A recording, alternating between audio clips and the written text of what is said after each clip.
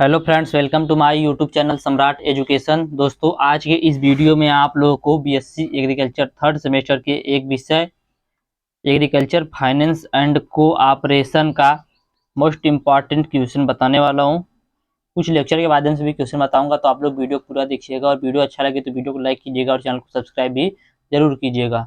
तो चलिए स्टार्ट करते हैं। इसमें पहला क्वेश्चन है, समाजवादी समाज की रचना में सहायक। तो भारत में जो सहकारी आंदोलन था वह समाजवादी समाज की रचना में सहायक था। अगला पॉइंट है, ग्रामीण साख पद्धति का पुनर्संगठन। वह ग्रामीण साख पद्धति का पुनर्संगठन करता था। अगला है, कुशल विपणन व्यवस्था का विकास। अगला है, उपभोक्ताओं की सुरक्षा। अगला पॉइंट है, ग्रामीण उद्योगों के विकास पर जोर देना। अगला है, लोकतंत्र की नींव को मजबूत करना। तो दोस्तों, यह थी सहकारी आंदोलन का उद्देश्य भारत में। आगे चलते हैं, देखेंगे भारतीय कृषि को मानसून का जुआ क्यों कहा जाता है। दोस्तों, भारतीय कृषि को मानसून का जुआ इसीलिए कहा जाता है क्योंकि वर्षा जो होती है, वर्षा ही कृषि का आधार माना जाता है। यदि कम बारिश होती है तो फसल अच्छी नहीं होगी और ज्यादा बारिश हो जाती है तो फसलों के खराब होने की संभावना रहती है। इसीलिए भारतीय कृषि को मानसून का जुआ कहते हैं। भारतीय कृषि को मानसून का जुआ क्यों कहते हैं? भारतीय कृषि को मानसून का जुआ इसलिए कहते हैं क्योंकि वर्षा जो होता है वही कृषि का आधार होता है। यदि कम वर्षा होती है तो अच्छी फसल नहीं होती और अधिक वर्षा हो जाती है तो जो फसल हुई रहती है वह भी खराब हो जाती है। तो यह थी दोस्तों भारतीय कृषि को मानसून क्यों कहा जाता है, उसका वजह। आगे है ग्रीन कार्ड योजना। ग्रीन कार्ड योजना क्या है? तो सन 1990 में खरीफ की फसल अवधि में स्टेट बैंक ने कृषि साख कार्यक्रम प्रारंभ किया। ग्रीन कार्ड द्वारा किसान कृषि आगतों के लिए आसानी से ऋण प्राप्त कर सकेंगे। यह योजना पहले 125 केंद्रों में प्रारंभ की गई है।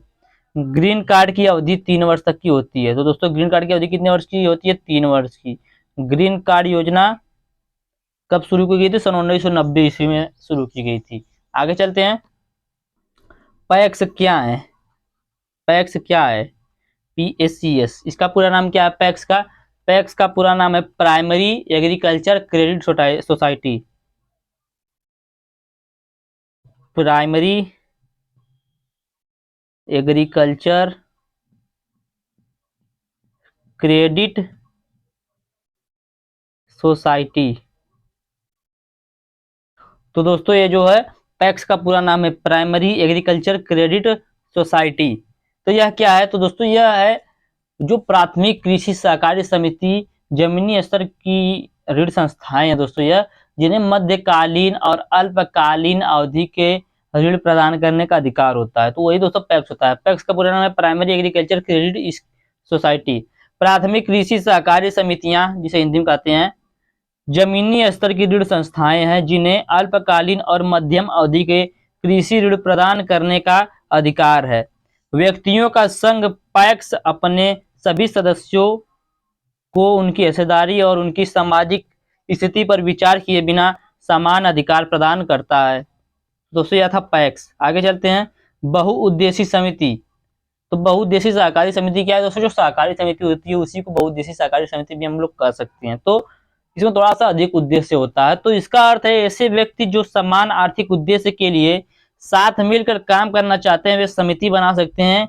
इसे ही सहकारी समिति कहते हैं। यह ऐसे व्यक्तियों की स्वयंसेवी संस्था है जो अपने आर्थिक हितों के लिए कार्य करते हैं।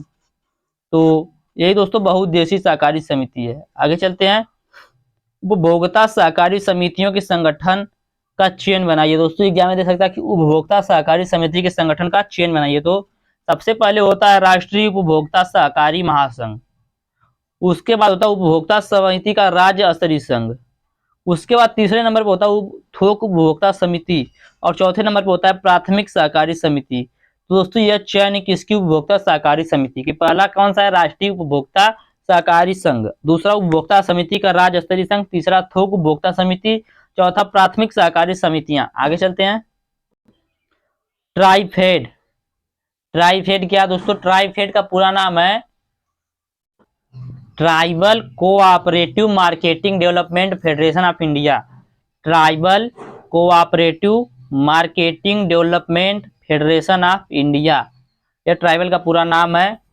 तो यह क्या होता है दोस्तों? यह जो जनजाति लोग हैं, वह जंगलों में जो लोग रहते हैं उनके लिए दोस्तों खास करके योजना बनाई गई थी।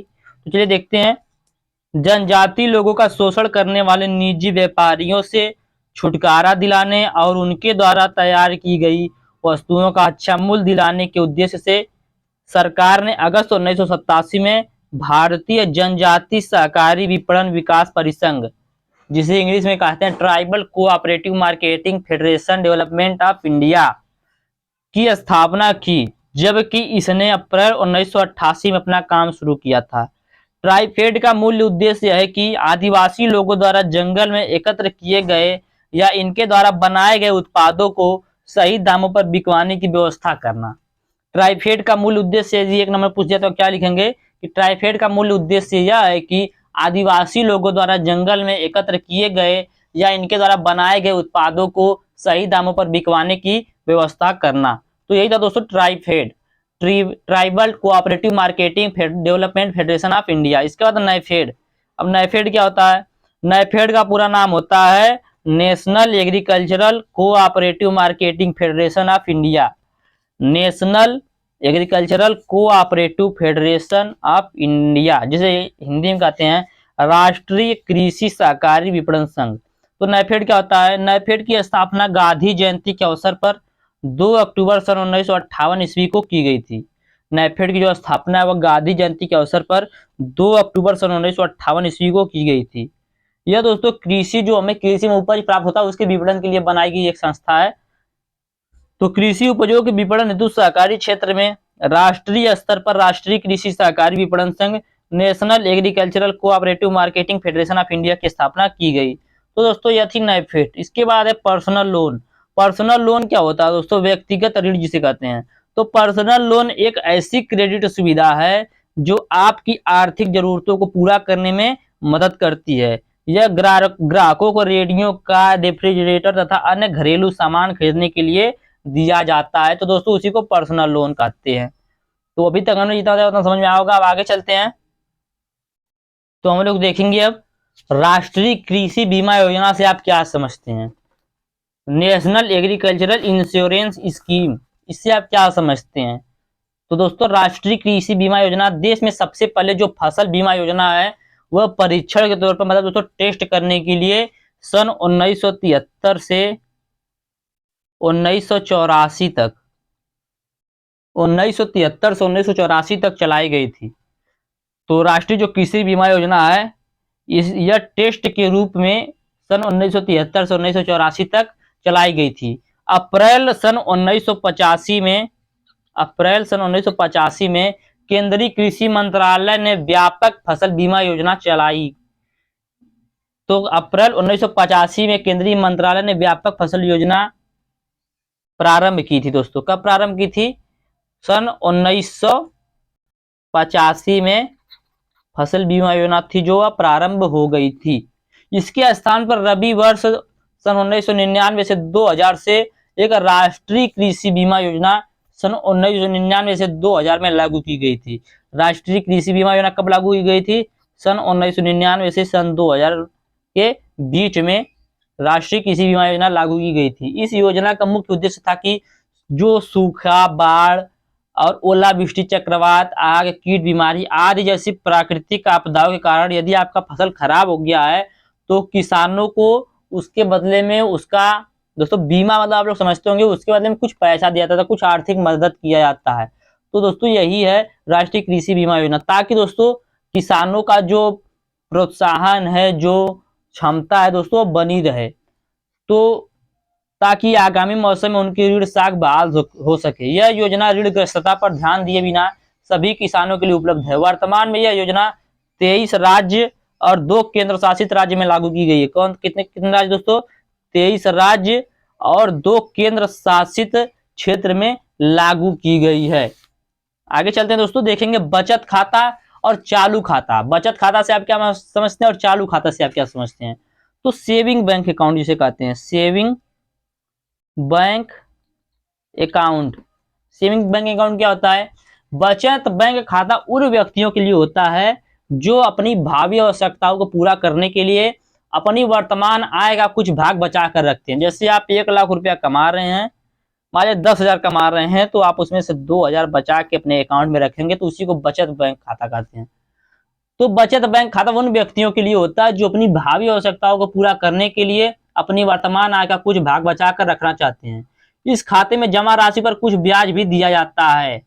प्रत्येक कैलेंडर महीने के 10वें दिन के अंत से लेकर उस महीने की अंतिम तारीख तक की अवधि में जो भी न्यूनतम जमा बाकी रहती है उसी के आधार पर ब्याज दिया जाता है। तो दोस्तों आप 2000 रुपया जो अपने बैंक अकाउंट में जमा किए हैं, इसका बैंक आपको कुछ ब्याज भी देता है। अब देखेंगे चालू खाता क्या होता है, करंट अकाउंट। एक नंबर पूछेगा दोस्तों, इसमें से एक एक जरूर। तो करंट अकाउंट क्या होता है, तो यह एक प्रकार का मांग जमा रखता है जिसमें किसी भी कार्य दिवस को अनेक बार किसी भी राशि का लेन देन किया जा सकता है। तो दोस्तों यह जो होता है क्रेडिट अकाउंट करंट अकाउंट, यह एक प्रकार का मांग जमा करता है, डिमांड डिपॉजिट रखता है, जिसमें किसी भी कार्य दिवस को अनेक बार कितनी भी राशि लेन देन किया जा सकता है। इन खातों में जमा राशियों पर कोई ब्याज नहीं दिया जाता है, बल्कि बैंक के लेन देन की संख्या के आधार पर कुछ सेवा शुल्क खाताधारी से वसूल किया जाता है। दोस्तों जिसका करंट अकाउंट होता है उसके बैंक से कुछ ब्याज जैसे करंट अकाउंट दोस्तों आपका जो बचत खाता होता है उसमें ज्यादा से ज्यादा आप इस समय, पहले 3 बार था, अब शायद 7 बार हो गया, 7 बार आप पैसा निकाल सकते हैं। लेकिन जो करंट अकाउंट है उसमें आप अनलिमिटेड बार पैसा निकाल सकते हैं। लेकिन जो करंट अकाउंट होता है इसमें ब्याज नहीं मिलता, और जो बचत खाता होता है इसमें ब्याज मिलता है। करंट अकाउंट में ब्याज मिलता नहीं, ब्याज देना पड़ता है। तो यह थी दोस्तों करंट अकाउंट और सेविंग अकाउंट। आगे चलते हैं। क्वेश्चन है अंतरराष्ट्रीय मुद्रा कोष पर टिप्पणी लिखिए। तो अंतरराष्ट्रीय मुद्रा कोष क्या है? अंतरराष्ट्रीय मुद्रा कोष एक अंतरराष्ट्रीय मौद्रिक संगठन है। ब्रेटन वुड सम्मेलन के निर्णयानुसार 27 दिसंबर सन 1945 ईस्वी को इसकी स्थापना कहाँ पे हुई थी? वाशिंगटन में।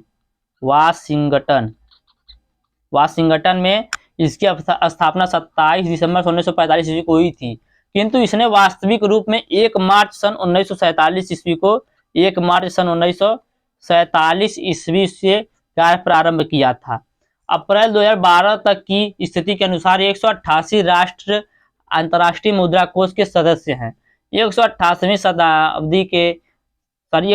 सदस्य दक्षिणी सूडान को अप्रैल 2012 में बनाया गया था। अब दोस्तों पूछ लेगा अंतर्राष्ट्रीय मुद्रा कोष का क्या उद्देश्य है? तो क्या उद्देश्य है? पहला इसका उद्देश्य कि अंतर्राष्ट्रीय मौद्रिक सहयोग को प्रोत्साहित करना। दूसरा उद्देश्य है कि अंतर्राष्ट्रीय व्यापार को संतुलित विकास करना। अगला उद्देश्य है विनिमय दरों में स्थिरता बनाए रखना। अगला उद्देश्य है अंतर्राष्ट्रीय अदायगी के संकट के समय असंतुलन की मात्रा में एवं अवधि में कमी करना। तो दोस्तों यह था अंतर्राष्ट्रीय मुद्रा कोष का उद्देश्य। आगे देखेंगे विश्व बैंक के क्या उद्देश्य है। तो 6 बज गया था, इसकी वजह से ऐसा हो गया था। तो विश्व बैंक क्या है? विश्व बैंक के क्या उद्देश्य है? तो विश्व बैंक की स्थापना के समय संपन्न समझौते की धारा प्रथम में इसके निम्नलिखित उद्देश्य निर्धारित किए गए हैं। तो क्या क्या उद्देश्य देख लेते हैं। इसका पहला उद्देश्य है कि सदस्य राष्ट्रों के आर्थिक पुनर्निर्माण एवं विकास हेतु उन्हें दीर्घकालीन पूंजी उपलब्ध कराना। विश्व बैंक द्वारा यह पूंजी निम्नलिखित उद्देश्यों की पूर्ति हेतु प्रदान की जाती है। पहला है कि युद्धाजर्जित अर्थव्यवस्थाओं के पुनर्निर्माण हेतु। दूसरा है शांतिकालीन आवश्यकताओं के अनुरूप उत्पादक शक्तियों को पुनः वित्त उपलब्ध कराना भी दोस्तों क्या है उसका उद्देश्य है। किसका? विश्व बैंक का। तो उम्मीद करते हैं अभी तक हमने जितना बताया समझ में आया होगा। वीडियो अच्छा लगा तो वीडियो को लाइक कीजिएगा, चैनल को सब्सक्राइब कीजिएगा। धन्यवाद, जय हिंद।